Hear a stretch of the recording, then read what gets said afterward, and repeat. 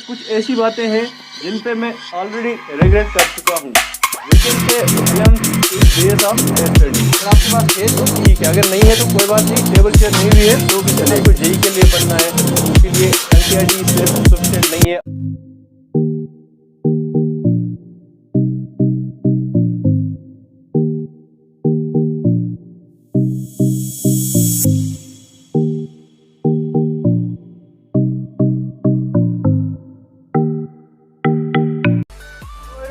Welcome back to my YouTube channel. This is me, your friend Rashid Gilani, and I am first year engineering IT undergraduate at VIT Mumbai. Guys, आज का जो हमारा topic है वो है Do these things in your 11th or regret later. Guys, आज की जो वीडियो है ये मेरी एक्सपीरियंस है। इनमें से कुछ ऐसी बातें हैं जो मेरे सीनियर्स ने मुझे बताई हुई थी जब मैं 11th में था, और कुछ ऐसी बातें हैं जिन पे मैं ऑलरेडी रिग्रेट कर चुका हूँ। देखो, अभी तक आपने 9th 10th या उससे पहले 8th 7th जो पढ़ा है उससे 11th काफ़ी डिफरेंट है। हम बोलेंगे 10th से ये एक बड़ी छलांग होती है 11th में, क्योंकि यहाँ पे आपका जो है पूरा पढ़ाई का तरीका, पूरा पढ़ाई ही चेंज हो जाती है। We can say 11th is base of higher studies.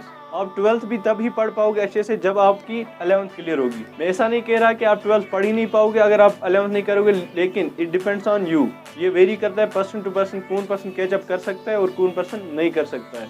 सो मैं यही बोल रहा हूँ कि 11th इज़ मोस्ट इम्पॉर्टेंट। जब आप 11th अच्छे से पढ़ोगे तो आप 12th भी पढ़ लोगे। और अब इस वीडियो में आपको मैं कुछ ऐसी बातें बता रहा हूँगा जो करके आप अपने 11th को अच्छा कर सकते हो। कुछ बातें होंगी जो मैं आपको बता रहा हूँ, ये करने से आप 11th को अच्छे से पढ़ सकते हो। अभी तक आप 10th में थे, अब आप 11th में आ गए। देखो, 11th में आते ही जो 11th और 12th है, आपको ये दोनों जो है 12th के बाद आपको कहीं एंट्रेंस देना होगा, चाहे वो जेई हो, चाहे वो नीट हो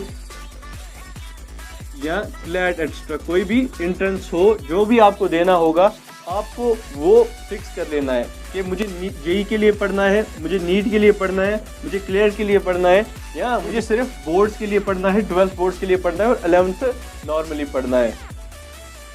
तो आपको वो पहले फिक्स कर लेना है कि आप जो पहला पॉइंट है वो है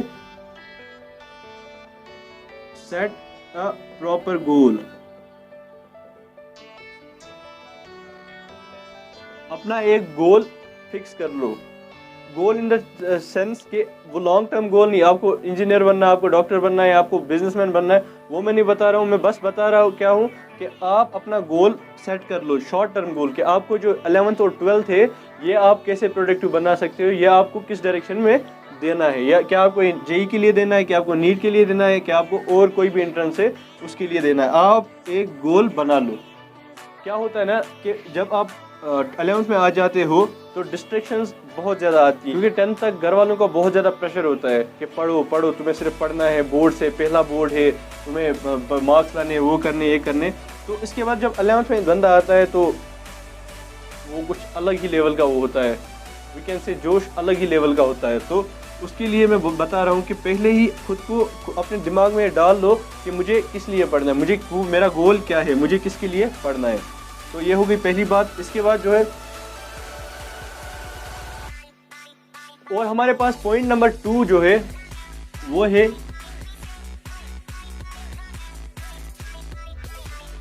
स्टडी प्लेस, जहाँ पे आप पढ़ रहे हो। मैं आपको पहली बात क्लियर कर रहा हूँ, आप अगर बेड पे पढ़ रहे हो तो भाई आप गलत कर रहे हो। बेड पे पढ़ने का कोई सीन ही नहीं बनता, बेड पे आप पढ़ ही नहीं सकते। ऐसा मैं अपनी बात बताऊँ तो जब मैं 10th में था या स्टार्टिंग 11th में था तो मैं क्या करता था, बिस्तर डालता था, बिस्तर पे लेट के मस्त पढ़ता था, लेकिन वो पढ़ाई नहीं होती थी। मैं बता रहा हूँ ना, वो पढ़ाई नहीं होती थी।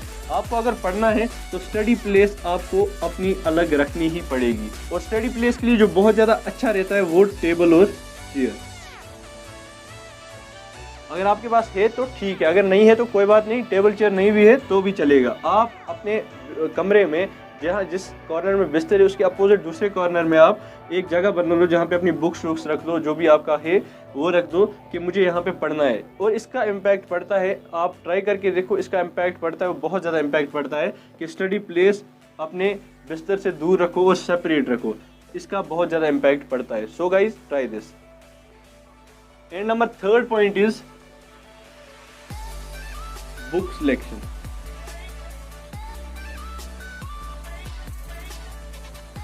क्या होता है ना कि जब 11th में आते हैं तो हम बहुत सारी बुक्स जमा कर लेते हैं, बड़ी बड़ी रेफरेंसेस, बहुत ज़्यादा हर टाइप के नोट्स हम जमा कर लेते हैं और पढ़ते नहीं। मैं आपको बता दूं, आपकी जो NCERT है वो आपको बहुत कम साइज़ में, छोटा सा साइज़ होता है NCERT का, उस कम साइज़ में वो लेस साइज़ में वो आपको बहुत ज़्यादा इंफॉर्मेशन प्रोवाइड करती है। उसमें छोटे छोटे जो टॉपिक्स होते हैं उनमें बहुत ज़्यादा इन्फॉर्मेशन भरी होती है, क्योंकि वो डिज़ाइन की हुई होती है उसी पैटर्न की। तो आप NCERT को प्रेफर करो। उसके बाद अगर आपको JEE के लिए पढ़ना है तो उसके लिए NCERT सिर्फ सफिशेंट नहीं है, आप कोई अच्छी रेफरेंस ले आओ, कोई जो फेमस ऑथर्स हैं उनकी कोई रेफरेंस ले आओ, या ऐसे ही नीट के लिए वो अलग बात है, लेकिन NCERT इज़ बेस्ट। जो चौथा पॉइंट है हमारे पास वो है कंसिस्टेंसी एंड स्मार्ट वर्क।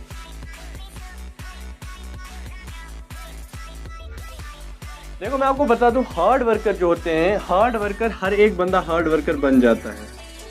मैंने आज तक अपनी लाइफ में कोई भी ऐसा बंदा नहीं देखा है जिसको सुबह एग्ज़ाम है और वो शाम को मस्त लेटा है, मतलब एक दिन पहले वो मस्त खेल रहा है, घूम रहा है। ऐसा बंदा कोई नहीं जो सीरियस होगा। अब जो सीरियस नहीं है तो उसके लिए है ही नहीं ये वीडियो। जो सीरियस है पढ़ाई के लिए उसको मैं बता रहा हूँ, हार्ड वर्कर हर एक बन जाता है जब एग्ज़ाम का प्रेशर पड़ता है। लेकिन जो स्मार्ट वर्कर होता है, जो बंदा स्मार्ट वर्कर होगा वही बाजी मारता है। गाइज मैं आपको ये नहीं बता रहा हूँ आप 10 घंटे, आप 12 घंटे, 14 घंटे पढ़ो, डेली पढ़ो, नहीं। मैं आपको सिर्फ बता रहा हूँ अगर आप 2 ही घंटे पढ़ रहे हो, 4 ही घंटे पढ़ रहे हो, 6 ही घंटे, जितना पढ़ रहे हो, लेकिन कंटिन्यू पढ़ो, कंसिस्टेंसी मेंटेन करो। जब आप कम ही पढ़ोगे लेकिन कंसिस्टेंटली पढ़ोगे ना तो वो एट द एंड बहुत ज़्यादा इम्पैक्ट क्रिएट करता है। सो consistency and smart work. And guys number 5th point है वीकली प्लान। गाइज आप जैसे ही 11th में आ गए हो, अभी आपने थोड़ा टाइम हो भी गया 11th में, आप जो संडे को आप या मंडे को सुबह आप प्लान बना लो कि मंडे ट्यूसडे में फिज़िक्स पढ़ लूँगा या मैथ्स या कोई भी जो आपकी मर्जी है, हिस्ट्री हो, उर्दू हो, जो भी जिस स्ट्रीम से आप हो। उसके बाद वेडनेसडे थर्सडे आप केमिस्ट्री पढ़ रहे हो एग्जाम्पल, और उसके बाद जो बच रहे हैं 2 दिन उसमें आप और कोई सब्जेक्ट मैथ पढ़ रहे हो, और उसके बाद जो एक दिन इस वीक में जो एक दिन है लाइक संडे या सैटरडे, जो भी दिन आप रख रहे हो वो रखो आप रिवीजन के लिए। रिवीजन इन द सेंस आपको यही रिवाइज नहीं करना है, आपका जो गोल था, आपका जो JEE नीट क्लेट जो भी है वो जो आपका था, और जो आपको एंट्रेंस क्रैक करना है, एक दिन जो है संडे का, सैटरडे का जो आप रख रहे हो वीकली प्लान में, उस दिन आपने जो इस वीक में पढ़ा है, जो चैप्टर कवर किया है, उसके क्वेश्चन सॉल्व कर लो, एग्जाम्पल सॉल्व कर लो। ये बहुत ज़्यादा हेल्पफुल होगा आपके लिए। तो ये था हमारे पास number 5th point, weekly plan. अगर आपको पॉसिबल होता है तो आप डेली भी बना सकते हो, लेकिन वीकली सफिशिएंट। जो नंबर 6th पॉइंट है वो है टाइम मैनेजमेंट।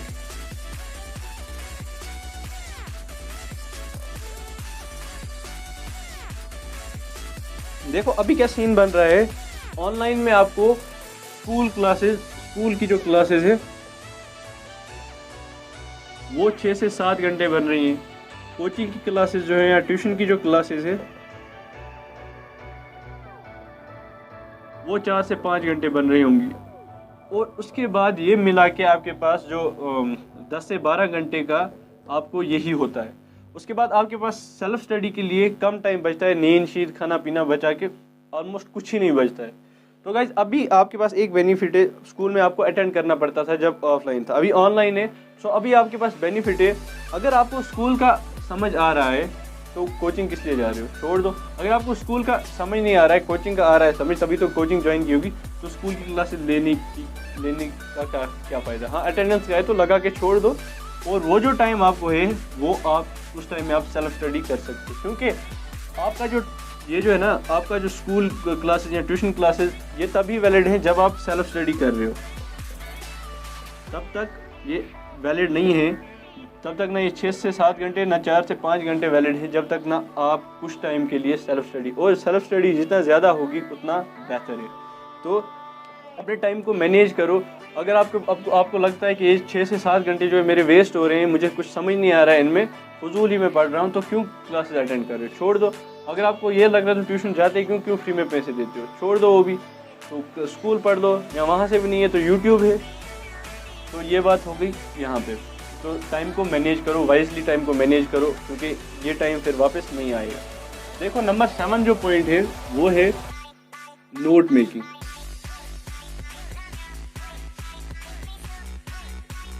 आप जो भी पढ़ रहे हो, चाहे आप स्कूल से पढ़ रहे हो या कोचिंग से पढ़ रहे हो, जहाँ से भी आप पढ़ रहे हो, जो भी क्लास आप अटेंड कर रहे हो, तो मैं आपको बताऊंगा कि आप प्रॉपर नोट्स बनाओ।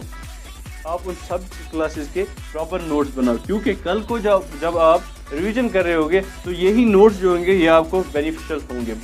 नोट्स बहुत ज़्यादा बेनिफिट देते हैं। इसलिए जो भी आप पढ़ रहे हो, चाहे वो यूट्यूब से पढ़ रहे हो, कोचिंग से पढ़ रहे हो, या ऑनलाइन क्लासेस स्कूल की क्लास से पढ़ रहे हो, वो सब के लिए नोट्स बनाओ, ठीक है। तो नोट्स और क्लियर बनाओ, अच्छे अट्रैक्टिव बनाओ, ताकि आप रिवीजन करते वक्त इंजॉय करो। और नंबर 8 पॉइंट है रीड थ्योरी बिफोर क्लास। जो भी क्लास आप अटेंड कर रहे हो उससे पहले उसकी थ्योरी पढ़ के जाओ। फॉर एग्जांपल आपका जो चैप्टर है सॉलिड स्टेट्स केमिस्ट्री में, उसका आपको पहला टॉपिक क्रिस्टलेटिस पढ़ना है आज, तो आप उसकी थ्योरी पढ़ के जाओ। उसके 2 फ़ायदे। पहला जो उसका फ़ायदा है, सर जो पूछेगा उसका आंसर देके क्लास में कूल बन जाओ। 11th में सब ये बनना चाहते हैं, हो गई एक बात।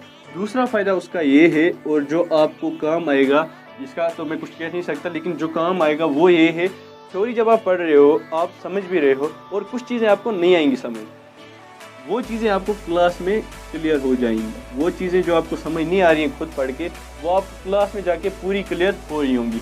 तो थ्योरी रीड करो क्लास में जाने से पहले, चाहे वो आप ऑनलाइन ही अटेंड कर रहे हो, लेकिन क्लास से पहले 10 मिनट आधा घंटा जितना पढ़ सको थ्योरी रीड करके जाओ।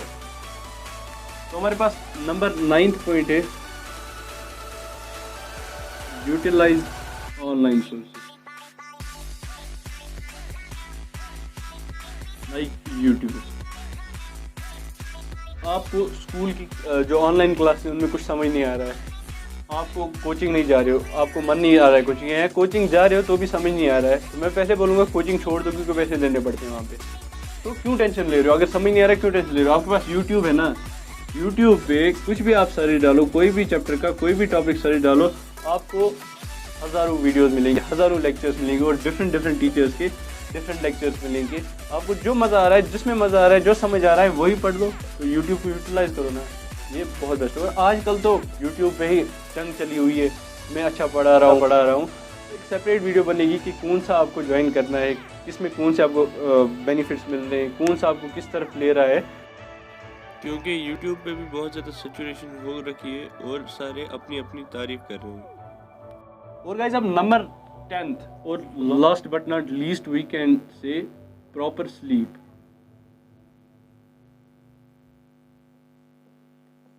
गाइस आपने सुना होगा कि बड़े बड़े जो लोग हैं, मोदी जी, इलॉन मस्क या कोई भी, वो 4 से 5 घंटे सोते हैं, लेकिन गाइस उनकी एज भी उतनी हो गई। एज के साथ नींद कम होती है। अभी जहाँ पे आप हो, आप 11th में हो या 12th में हो, आपका जो है आपको चीज़ें याद भी रखनी है। क्या रखनी है? चीज़ें याद भी रखनी है। इसके लिए आपको चाहिए नींद अच्छे से। आपको एटलीस्ट 7 से 8 आवर्स आपको सोना चाहिए, मतलब मैक्सिमम 8 आवर्स तक आपको सोना चाहिए, फिर ज़्यादा हो जाता है। तो जब तक आप अच्छे से नींद नहीं करोगे तो आप चीज़ों को समझ नहीं पाओगे, आप चीज़ों को याद नहीं कर पाओगे। सो नींद बहुत ज़्यादा इम्पॉर्टेंट है, और जब आप नींद अच्छे से करोगे तभी आप बाकी के जो पॉइंट्स हैं वो कर सकते हैं। तो गाइज ये थे आपके पास 10 पॉइंट्स जो आपको 11th में कर लेने चाहिए, वरना आगे जाके इंसान रिग्रेट करता है। सो गाइज वीडियो को लाइक करो, कमेंट करो और शेयर करो सबके साथ, और चैनल को सब्सक्राइब करना ना भूलें, क्योंकि ऐसे बहुत सारे अच्छे वीडियोस मैं लाता रहूँगा आपके लिए। तो गाइज आज के लिए इतना ही, बाय बाय।